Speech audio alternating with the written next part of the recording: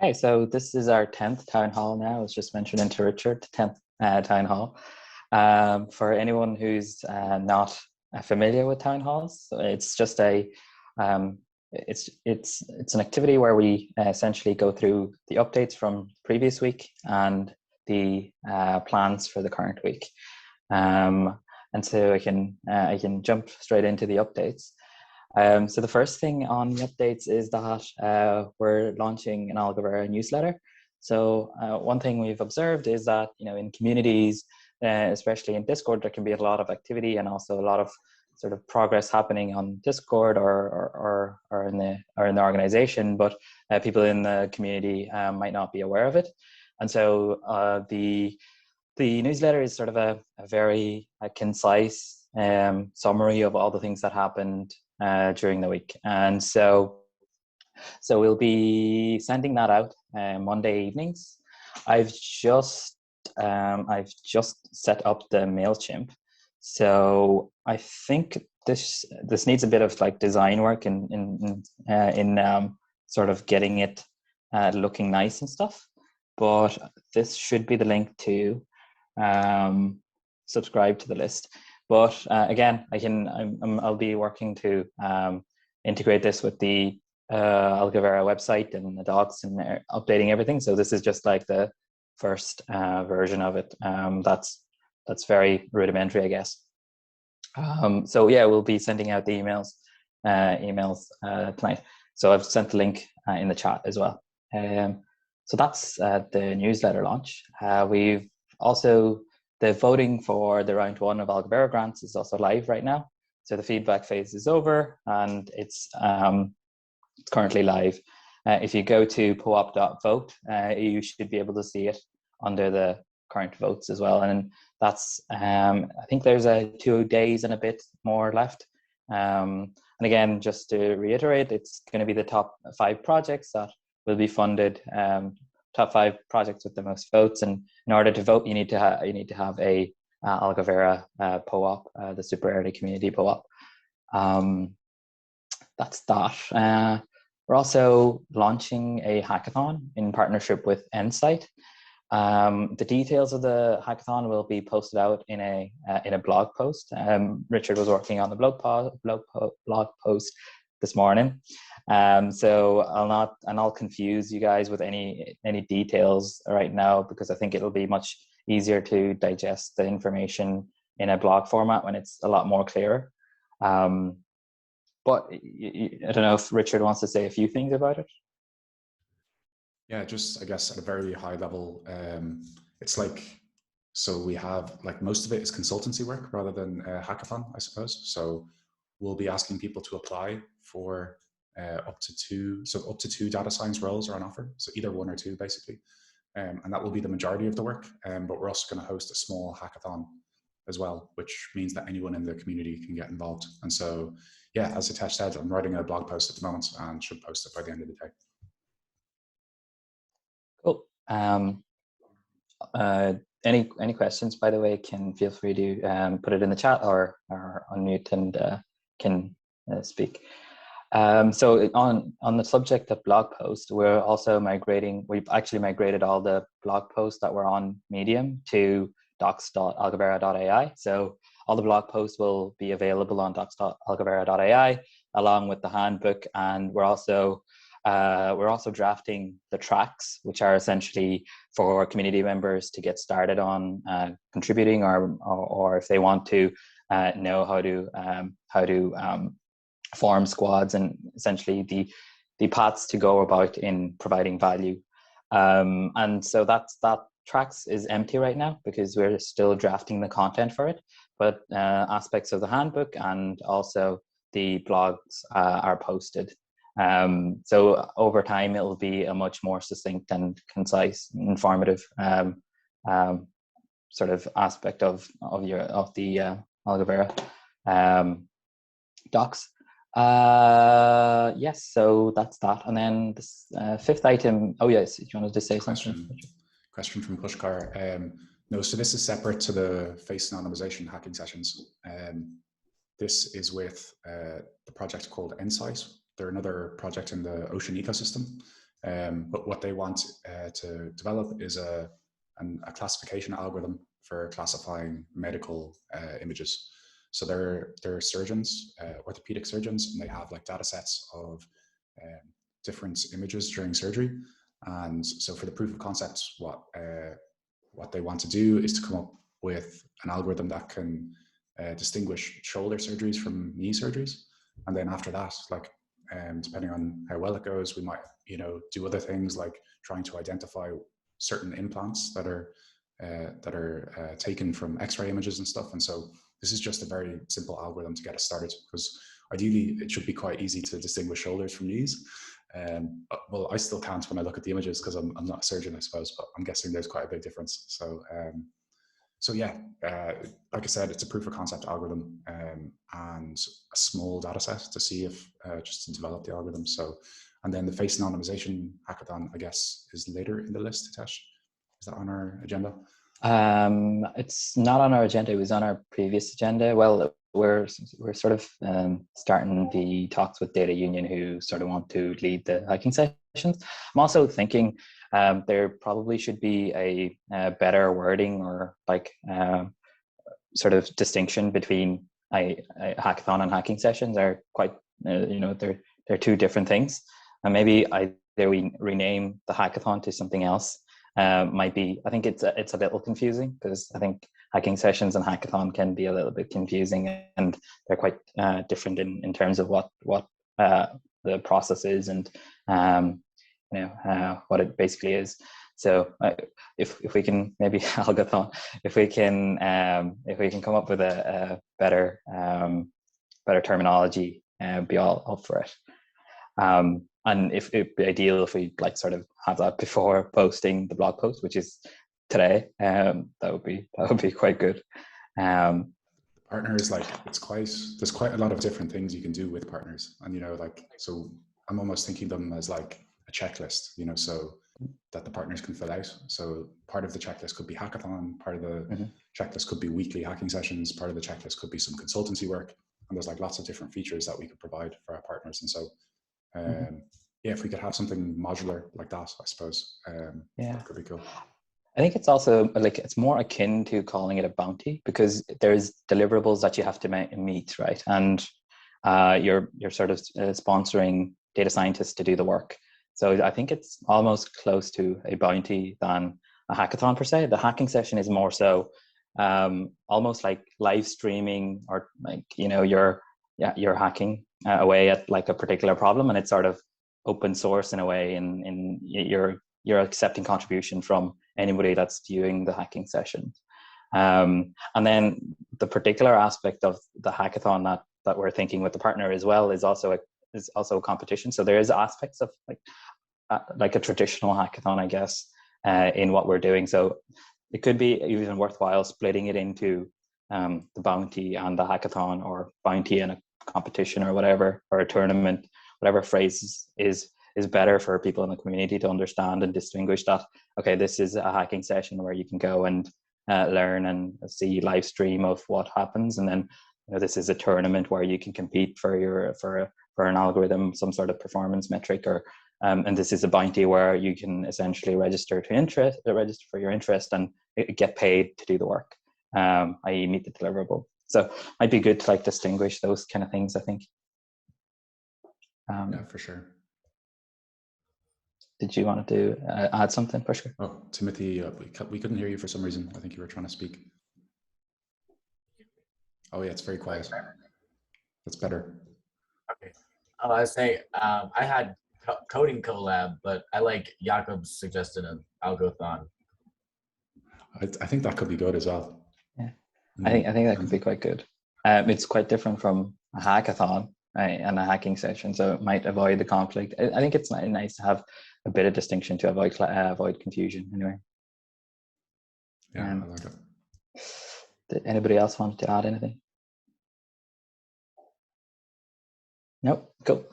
Move on. So I think I briefly touched on the DataUnion collaboration. Maybe Richard, you can say a little bit about our initial meeting and on how it went. Cool. Yeah, we've been talking about the face anonymization for quite a while. I think it was one of the first channels we put up in the projects session. But yeah, I don't know what happens. I guess DataUnion were focusing on generative art for a while and stuff, and we thought we might go for generative art instead of face anonymization. But Robin just came back and asked if he could start up some hacking sessions to start to develop an algorithm for anonymizing images. And the reason that they need this is because they have like a crowdsourcing app where users upload images, but people can upload images of people with faces, which is private data. And so what they want is some sort of algorithm that they could just run on the images that people upload that will anonymize the images automatically. And so, yeah, Robin has like lots of experience with all of the like Web3 data science stuff, like compute to data and all that sort of stuff. They've set up a lot of their own platform. And I think, yeah, Robin said that he wants to host a kind of introductory session where he will, present the problem from their side and also start to explore how people who work on it would want to be rewarded. Because kind of like Hitesh was saying, there's all these different options for like how to run hacking sessions, hackathons and stuff. There's also lots of options for how to reward people that work on the projects. So whether that's, our squads that we use in the Algovera grants or like bounties. So I guess he's flexible on this and we're also flexible. And so depending on how people want to be rewarded for working on it, that's what we can decide in those meetings as well.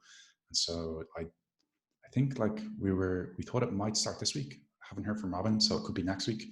But yeah, there'll be really interesting sessions, and there was a bit of interest in the general channel, I think, where he posted it as well. So hopefully we can get a good crowd.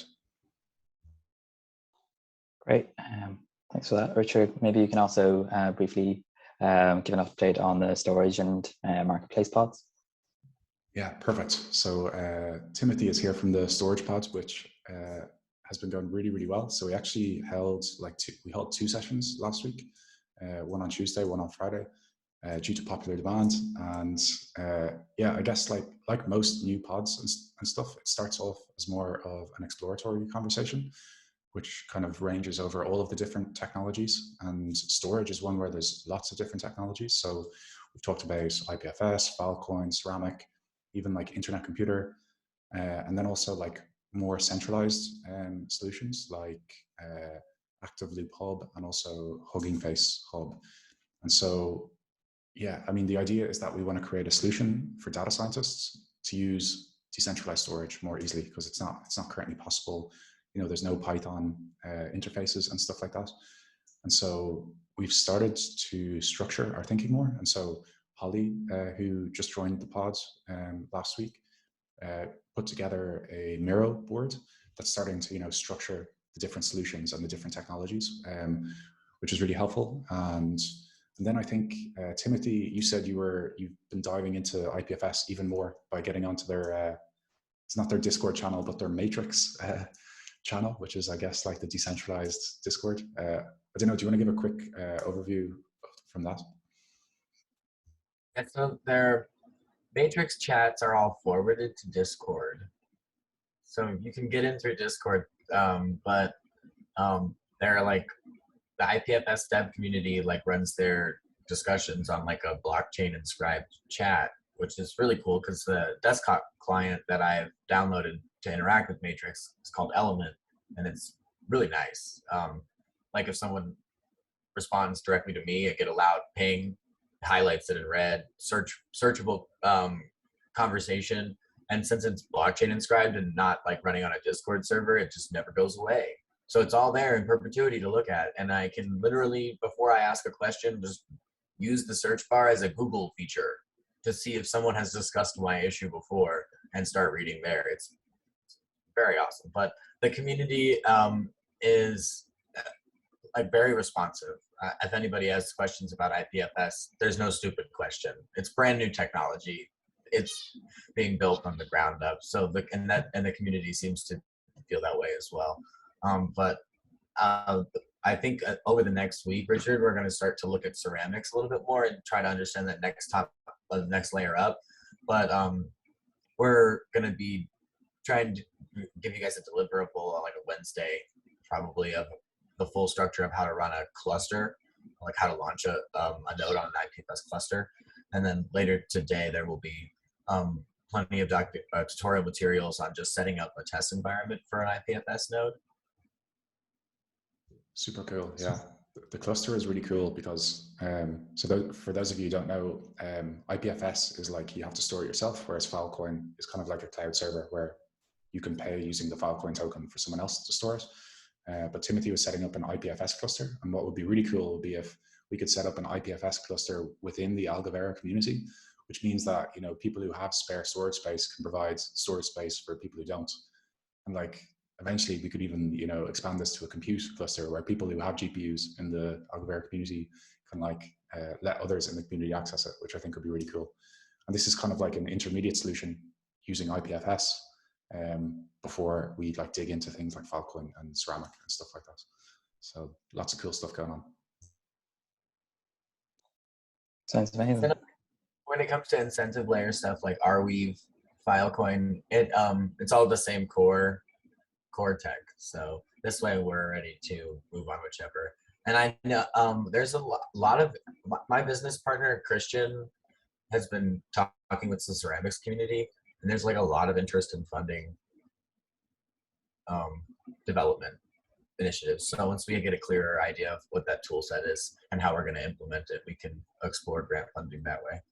Yeah, I chatted to Christian as well. He has like lots of experience in the ceramic community, especially, right? So yeah, there's lots of people who want to try and figure out this problem, which is great, and that's why this kind of happened organically between a number of different people who are interested in exploring the storage.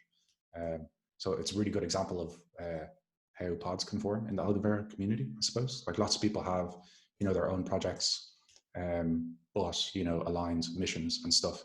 And even, you know, like the storage pod went so well on Friday, I was thinking, and the team that's forming around it is so good as well. Like what Algovera really wants is to like get teams together working on stuff. And then like that doesn't even have to be like in the Algovera community in future. You know, if teams got together on a certain pod, like found really good teammates and then wanted to like spin out and apply for their own ocean grants and stuff like that, that would be an amazing result, I think. So like we don't mind like who builds the storage solution.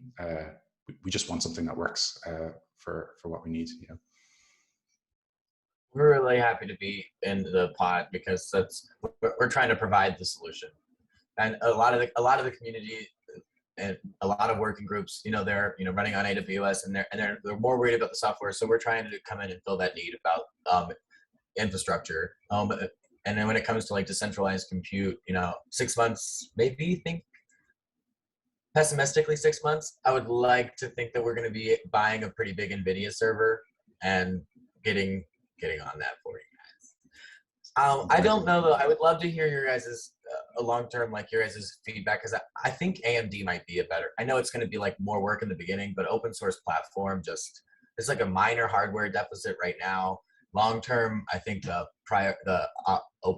upsides to open source are pretty big, but that's definitely, when it comes to building out infrastructure, I definitely want the community's feedback on like what you guys want to see your machine learning models running on before we go make a $20,000 purchase.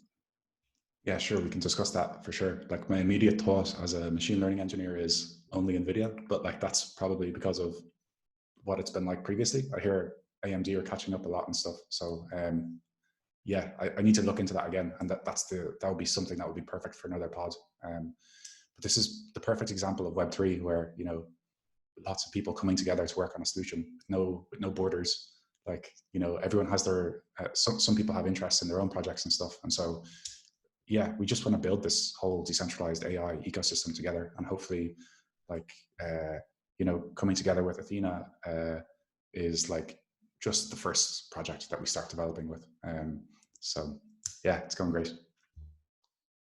It's amazing, guys. It's amazing to see the progress. So I guess like talking about the plan aspects of today's town hall.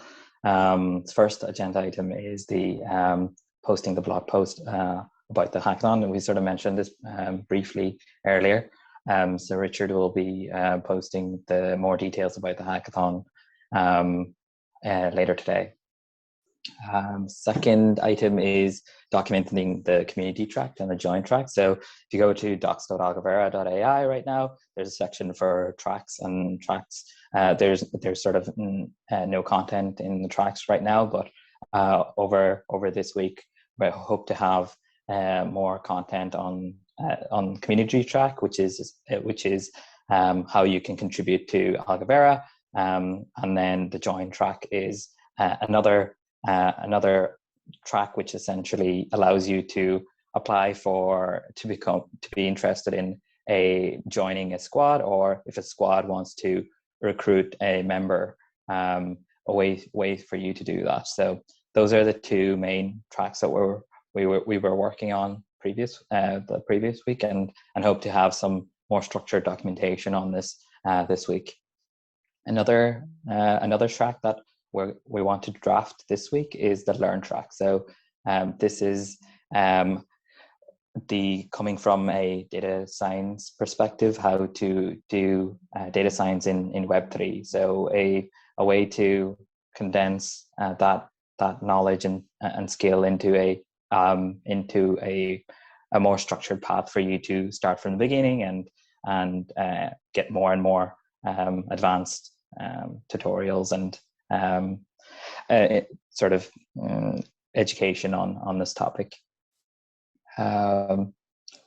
What else? So we actually did a hacking session. First hacking session was trying to figure out all these kind of things, and Vintage, I think, is working on the blog post to condense that information. So that'll be completed pretty soon. I think end of this month is the target for that.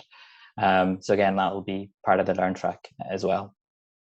Different resources to point to get up and running really quickly.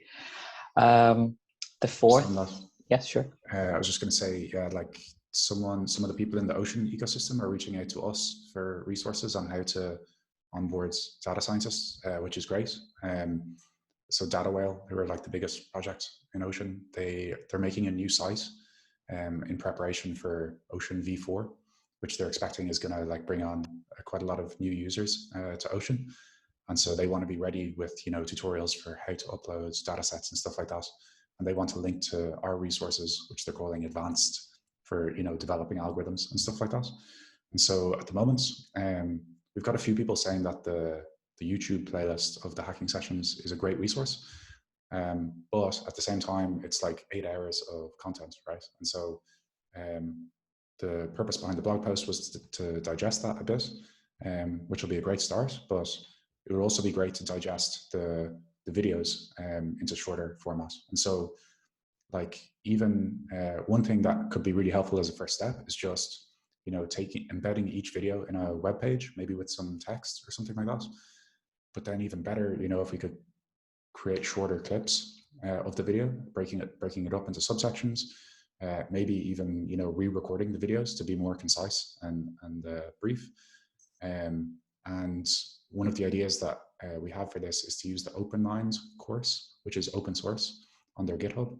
And so that's kind of the perfect format where you have these embedded videos along with some text, and, you can press next and go through each lecture and stuff. So I don't think it would be a huge amount of work to put that together, at least in steps. We can do step by step over time. And I think it would be a really good resource for onboarding more data scientists in less than 8 hours. So yeah, that's that.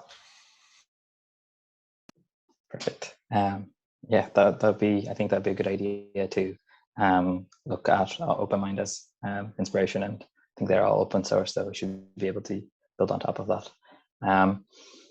The fourth agenda item is that we'll be finishing the voting for Algovera Grants Round 1, and we'll contact the successful recipients to essentially transfer funds and things like that. So we'll sort that out this week in contacting the successful recipients. So again, it's the top 5 projects that get the most votes will be the successful projects. So the last 2 agenda items are the DeFi hacking session. Maybe Richard can give a little update on the DeFi hacking session plan for this week. Yeah, sure. So last week, what we looked at was, oh yeah, so we dived into the interest rate models for, I think, compound. So like our models are performing suspiciously well. And so the question is, why is that the case? And one hypothesis was that we're trying to model something that's actually deterministic. And so that's why the accuracy was so high, because we know that there are equations for calculating the interest rate at a certain point of time. But what we found from diving into them is that while they're deterministic, they're only deterministic at a given time step. And so if you have all of the parameters at step t0, you can then calculate the interest rate at t0. But if you're at t-1, it's not deterministic. And so therefore, there's no reason that the models should be performing as well as they should be. And just to give you a sense, I think we used like a test set of 20% of a year. So let's say like 2 months. And so our models are able to predict the borrowing rate 2 months in advance to like really high accuracy. And so if it seems too good to be true, it's usually too good to be true. So yeah, what I want to try and do is dive into the data and make sure that there's no data leaking between like the training set and the test set. And some of these like common things that happen that make the accuracy too high. And so I think that's that's Wednesday. So maybe we can dive into that before. But yeah, I'm learning loads about DeFi. I didn't know that much about different DeFi protocols and how they, how they do things, like calculate interest rates and things like that. So it's been a big learning experience for me. I'm looking forward to diving into the modeling more. Cool. I guess I don't know if that's a good problem to have when your model is too accurate. Okay. The last agenda item we have in here is the development sprint 2. So we'll be holding our planning development sprint planning meeting tomorrow, and the development sprint will last 2 weeks, and we'll be coming up with what will be our goal for this the sprint tomorrow, so we can give you an update maybe the next town hall on what we've sort of discussed as the goals for this next sprint. But I think it's probably going to be along the lines of making the library, Algovera library, a lot more sort of integrating Ocean code into Algovera library and abstracting away a lot of the code and make it a lot more simplified to use the different workflows for data scientists to use Ocean. So yeah, but I'll give you, we can sort of give you a more clear goals next town hall, I think. And also on that, I think the plan is, I think Keaton is planning to create a video to walk through what A.O.B built with the Jupyter Lab. And if anyone is interested in using the Jupyter Lab, so for those who don't know, it's got a MetaMask extension. It's integrated with MetaMask through an extension, which means that if anyone has used the Ocean Python tutorials, you have to, instantiate a wallet class. Before you do that, you have to export your private key from your MetaMask and things like this. And first of all, that's not good practice to export your private key. And second of all, there's a lot of boilerplate code to create the wallet and buy data sets and all these sorts of things. And so now with the work that A.O.B has done, you're able to just log in to your MetaMask from the Jupyter Lab. You have access to all of your data tokens and all that sort of stuff. And so I think it's reduced from like a huge, how many lines of code would you say, A.O.B? Like maybe 20 or 30 lines of code to like 1 or 2? Yeah, something like that.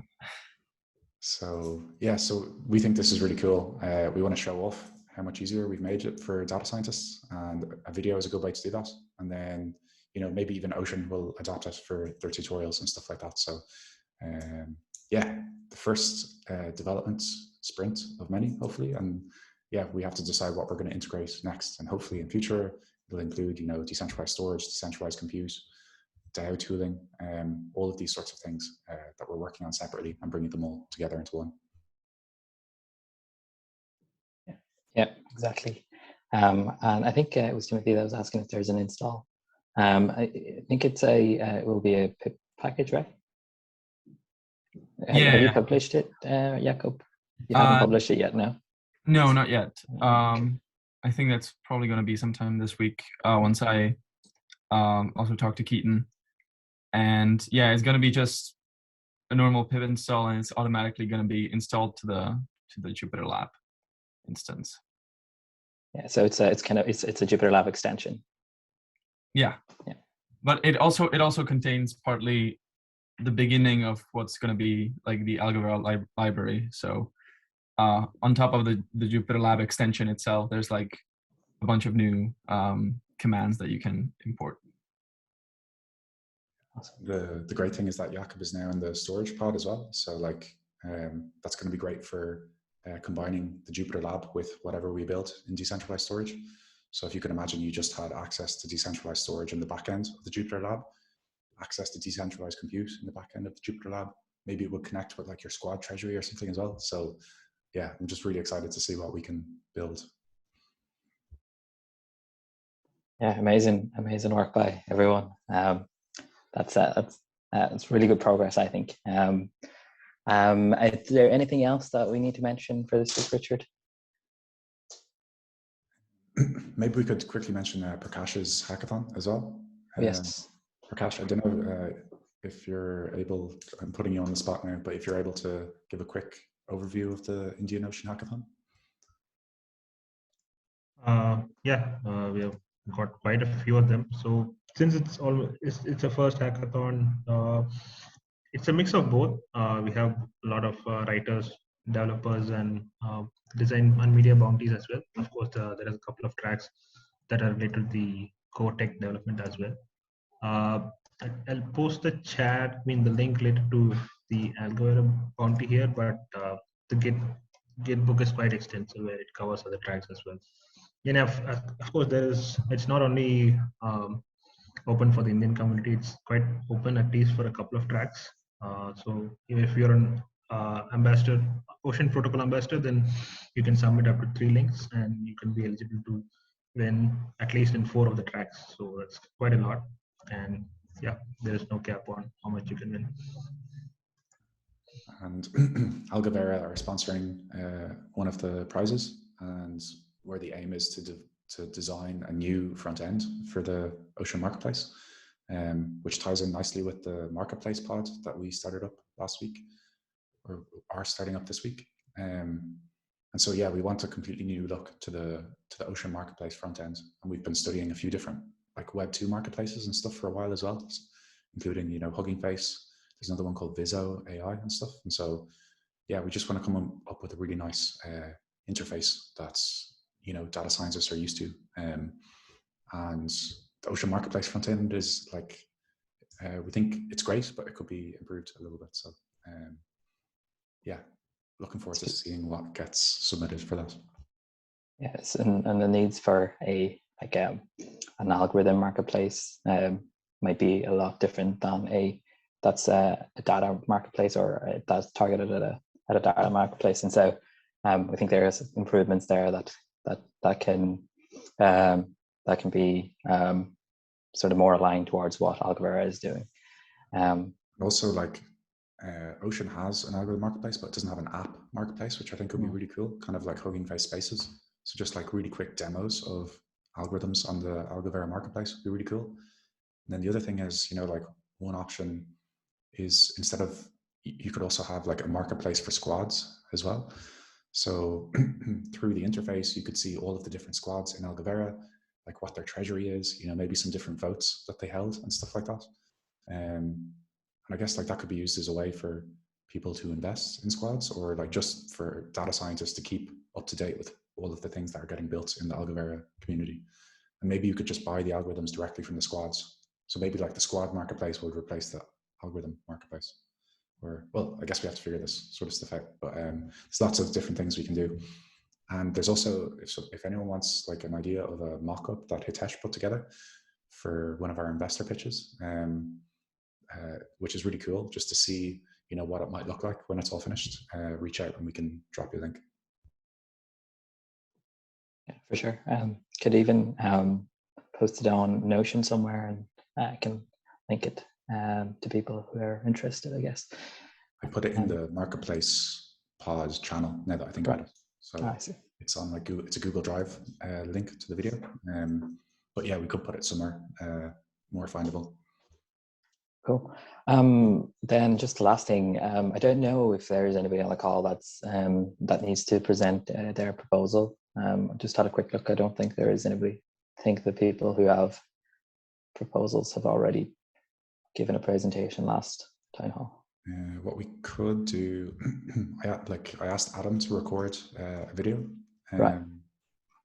I can't remember how long it is. Maybe we could like show a recording of that. Sure. Yeah, I don't know how long that is.